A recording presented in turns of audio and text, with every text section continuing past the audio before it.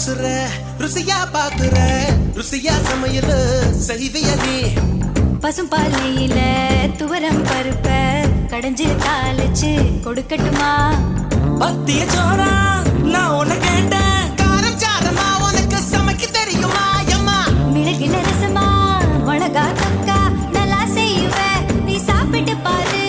நண்டு வறுக்க தெரியுமா கோழி பொறுக்க தெரியுமா ஆட்டுக்கால நசுக்கி போட்டு சூப்பு வைக்க தெரியுமா ஏன் இடுப்பு ஓரமா இருக்குதையா காரமா கண்டு நீயும் குடிச்சுட்டா எடுத்துக்கையா தாராளமா கல்யாணம் கட்டிக்கிட்டு ஓடி போலாமா இல்ல ஓடி போய் கல்யாணம் கட்டிக்கலாமா